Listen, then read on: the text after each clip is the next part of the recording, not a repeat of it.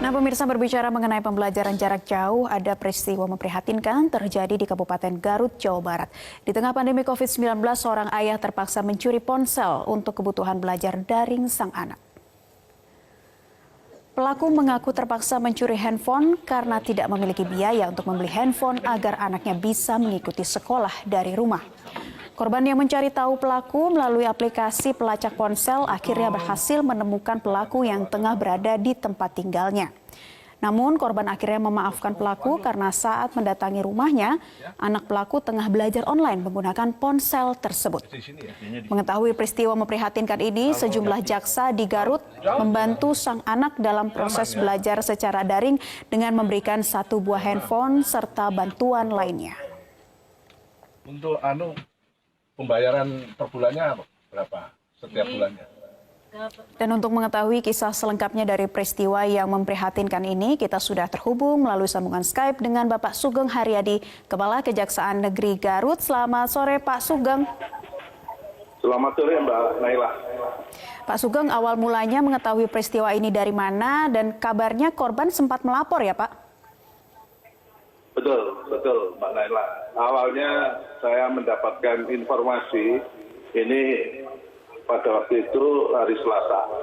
Sore saya membaca media online ya, yang menceritakan adanya ayah yang mencuri HP untuk kepentingan daring anaknya.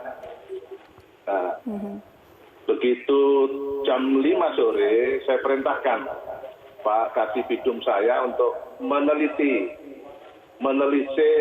keadaan rumah atau lingkungan dari ayah yang mencuri tersebut.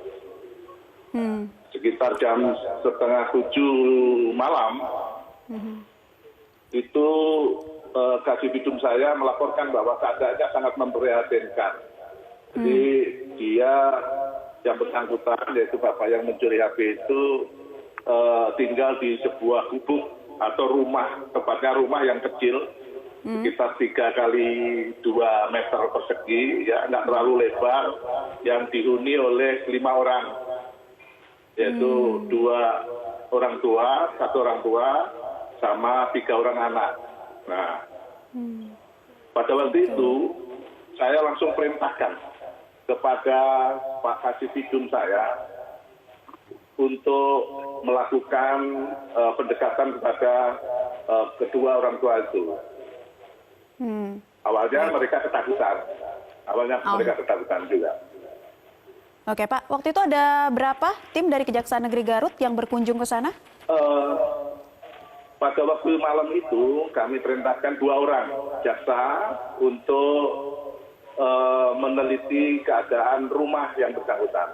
Oke, pekerjaan pelaku atau sang ayah yang mencuri handphone untuk anaknya mendapatkan fasilitas belajar daring ini sebagai apa, Pak? Sebagai buruh tani, Pak. Dan memang di sekitar lingkungan tersebut banyak para pekerja buruh tani lainnya?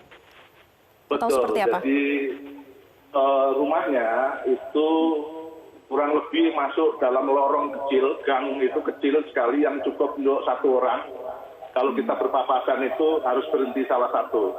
Itu sekitar dari jalan raya yang besar itu sekitar hampir 500 meter dari jalan raya itu. Tadi Pak Sugeng ceritakan. Iya, tadi Pak Sugeng ceritakan awalnya sempat ketakutan karena merasa bersalah telah mencuri handphone.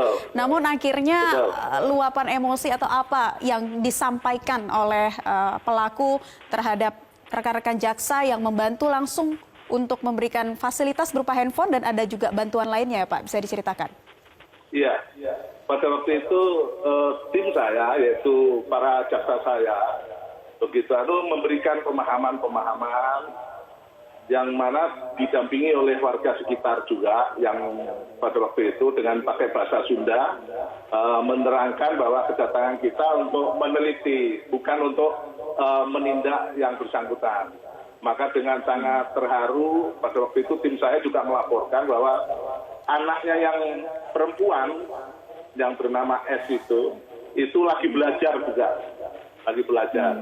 Namun pada waktu itu karena HP-nya sudah dibawa sama korban, yang punya HP, maka hari itu saya perintahkan atau malam itu saya perintahkan Pak Kasih Bidum untuk menyediakan 1 buah Android. Ya. Malam itu juga. Respon keluarga seperti apa, Pak? Ya sangat terharu kami melihatnya. Pada waktu itu sangat menangis ya, khususnya ibunya dan anaknya. Kalau bapaknya yang menangis karena sangat terharu juga dengan kedatangan para jaksa itu.